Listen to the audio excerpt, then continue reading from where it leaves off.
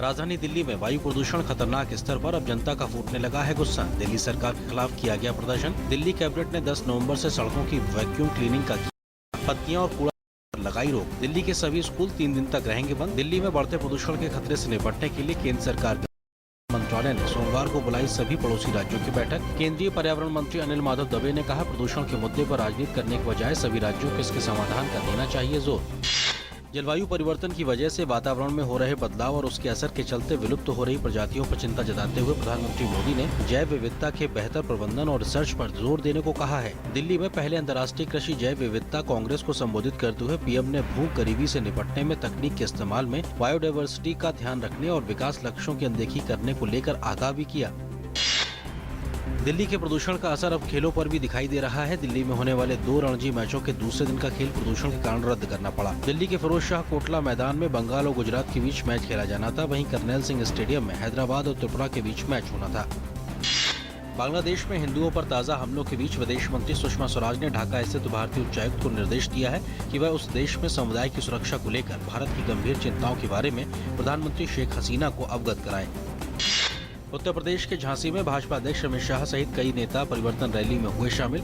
परिवर्तन यात्रा में उमड़ा जनसैलाब। भाजपा ने सपा बसपा पर 15 साल में विकास की अनदेखी करने का लगाया आरोप। केंद्रीय गृह मंत्री राजनाथ सिंह ने उत्तर प्रदेश के झांसी में परिवर्तन रैली में बोलते हुए कहा कि अगर राज्य में हमारी सरकार बनी तो 5 साल में बुंदेलखंड में पानी की किल्लत को दूर कर देंगे।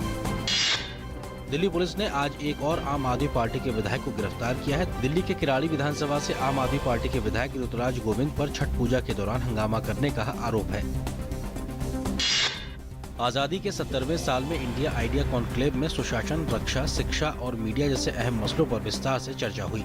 एक बेहतर भारत के निर्माण के लिए मतभेद और व्यवधान की जरूरत चर्चा में केंद्र बिंदु रहा। कॉन्क्लेव के समापन सत्र में तमाम विचारक इस बात पर एक मत नजर आए कि भारत एक सदियों पुरानी अवधारणा है। ब्रिटेन की प्रधानमंत्री थेरेसा मे आज से 3 दिवसीय भारत दौरे पर। प्रधानमंत्री बनने के बाद थेरेसा मे की यूरोप के बाहर पहली द्विपक्षीय भारत यात्रा को काफी अहम माना जा रहा है। इस दौरान थेरेसा मे प्रधानमंत्री मोदी के साथ भारत ब्रिटेन तकनीकी शिखर सम्मेलन का भी उद्घाटन करेंगे। श्रीलंका के राष्ट्रपति मैत्रीपाला सिरिसेना आज से 2 दिन के दौरे पर भारत पहुंचे। यात्रा के दौरान वह तंबाकू नियंत्रण पर अंतर्राष्ट्रीय सम्मेलन में भी हिस्सा लेंगे। भारत तंबाकू नियंत्रण पर विश्व स्वास्थ्य संगठन के फ्रेमवर्क कन्वेंशन के लिए हर दूसरे वर्ष होने वाले सम्मेलन की मेजबानी कर रहा है।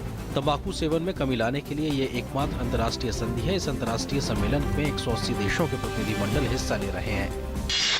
भारतीय क्रिकेट में उथल पुथल जारी है। दिल्ली एवं जिला क्रिकेट संघ यानी डीडीसीए ने शनिवार को कार्यकारी समिति की बैठक करके हितों के टकराव के आधार पर अपने 3 चेयरकर्ता निखिल चोपड़ा, अतुल वासन और मनिंदर सिंह को तत्काल प्रभाव से बाहर का रास्ता दिखा दिया।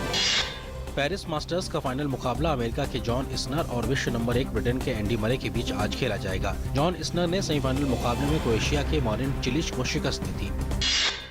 अमेरिका के राष्ट्रपति पद के चुनाव से पूर्व कराए गए एक ताजा सर्वेक्षण के अनुसार व्हाइट हाउस के लिए मुकाबला और कांटे का हो गया है। सर्वेक्षण के मुताबिक डेमोक्रेटिक उम्मीदवार हिलेरी क्लिंटन अपने रिपब्लिकन प्रतिद्वंदी डोनाल्ड ट्रंप से मात्र 2% अंक से आगे हैं। वहीं नॉर्थ कैरोलिना, फ्लोरिडा राज्यों में शुरुआती मतदान में लाखों लिया।